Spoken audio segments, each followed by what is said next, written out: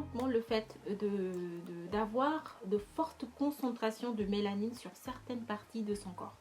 Il y en a qui font ça sur les mains, il y en a qui font ça sur les pieds, il y en a qui font ça sur le derrière, il y en a qui font ça sur le ventre. Mais le cas le plus fréquent, c'est le fait de faire de l'hyperpigmentation sur le visage et sur le cou. Là, vous pouvez clairement voir la différence. Voilà, je vais pas quand même me mettre à nu pour vous montrer quoi que ce soit. Je suis pas une exhibitionniste.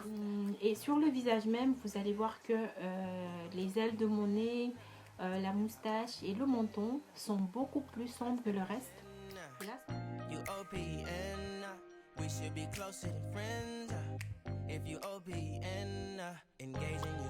c'est vrai que c'est pas une maladie, l'hyperpigmentation n'est pas une maladie, bien au contraire. Mais par contre, c'est très embêtant de devoir faire face à un visage et un cou plus foncé que le reste de son corps. Donc on va partager tout ça dans cette vidéo. Mais avant tout ça, je vais parler de pourquoi est-ce qu'on fait de l'hyperpigmentation. Parce que je pense que c'est très important de partir sur les bases en fait. Voilà.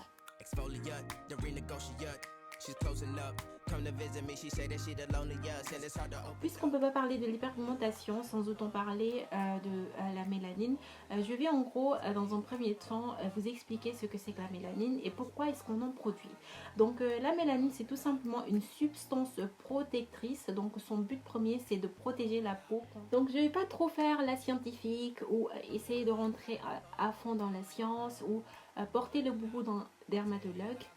Non, parce que je suis pas tout ça, mais je vais essayer en gros de vous expliquer comment est-ce que je comprends le processus de la production de la mélanine. Déjà, dans la tête, vous avez ce qu'on appelle les glandes pinéales. Ce sont ces glandes pinéales là qui vont te donner ce qu'on appelle la tyrosine. La tyrosine à son tour va te donner ce qu'on appelle les mélanocytes et les mélanocytes à leur tour vont te donner ce qu'on appelle la mélanine.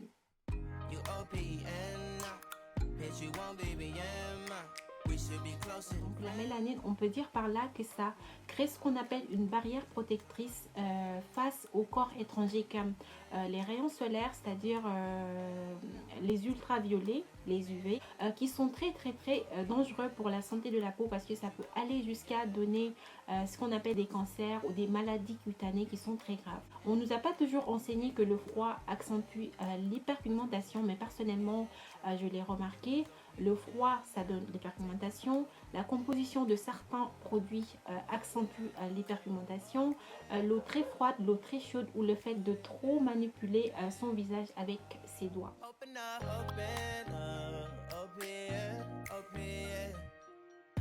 Donc nous les personnes de couleur, c'est-à-dire nous les noirs, nous produisons plus de mélanine. C'est pourquoi notre peau est plus foncée que le reste de l'humanité. Voilà pourquoi on nous appelle des mélanodermes. Donc contrairement aux leucodermes qui sont ceux qui fournissent pas assez de mélanine, donc qui sont aussi beaucoup plus susceptibles à choper un cancer de peau ou à ces maladies-là cutanées. Je le souhaite à personne.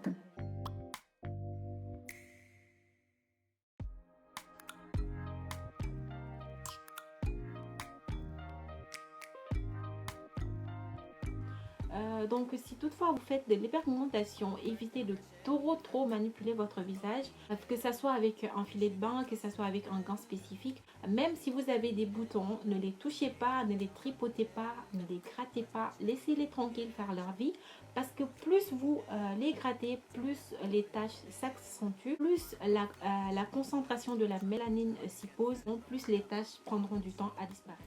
Donc je veux pas que la vidéo dure une éternité, donc ce que je vais faire c'est que je vais la couper là parce que tout simplement je compte dans l'autre partie vous parler de mon expérience personnelle face à l'hyperpigmentation, comment est-ce que je le vis, comment est-ce que je mène mon combat contre, parce que clairement il faut mener un combat au jour le jour. Non.